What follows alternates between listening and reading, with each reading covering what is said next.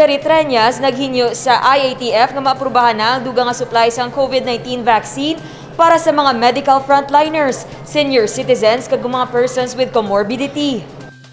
Napadala na ang sulat ni Mayor Jerry Treñas para sa National Interagency Task Force. Hinyo sang alkalde, aprubahan ang paghatag sang COVID-19 vaccine booster shot sa mga medical frontliner kag pamilya sini, senior citizen, kag persons with comorbidity kag nalakip man diri ang pagpatigayon sang vaccination para sa mga kabataan nga nagaedad 12 tubtob 17 anyos. Ang ini nga inisyatibo ang kabahin sa nagapadayon nga kampanya sang lokal nga panguluhan sa vaccination rollout sa syudad sang Iloilo. Another letter addressed to the IATF nga tugtan kita makapilot na sa minors sa aton diri sa syudad. Because we are ready, we have pre-registered them and we have the vaccines for them, ang Moderna kag Pfizer. We have Astra, no? And ready man ang Astra para mausan naton. Samtang, sa pinakauli nga report sang Iloilo Vax Team, nakarecord sang 56.6% o kung 294,324 ka mga Ilonggo ang fully vaccinated na. Samtang nakarecord man sang 64.26% o kung 337,352 nakapabakuna na sang first dose sang Oktubre 16. For medical frontliners, for senior citizens, for those with comorbidities, and for families of medical frontliners. Kaya, exposed man sila sa mga medical frontliners, we have to give them protection. Ginpahayag man sang alkalde nga handa na ini maghatag sang booster shot sa tion may go signal nahalin sa Interagency Task Force.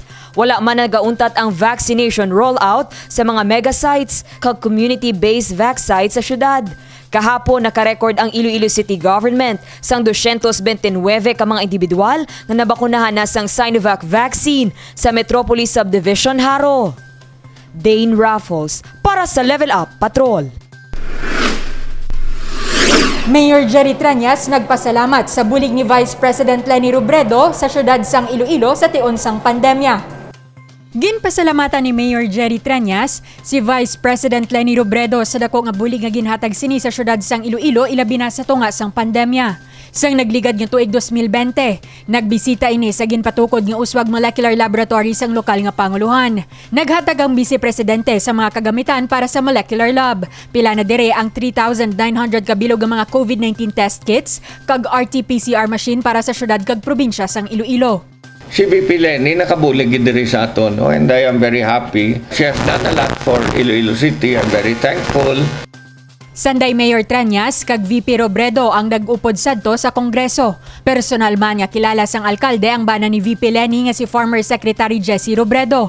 Ginatagman sang alkalde nga wala pa sang kandidato para sa pagkapresidente ang iya partido nga National Unity Party o kun NUP. Of course, as a party member, I have to wait for the official stand of the party. Ang mambal ko lang sa tanan nga presidential candidates, it is only VP Leni nga may special attachment sa akon.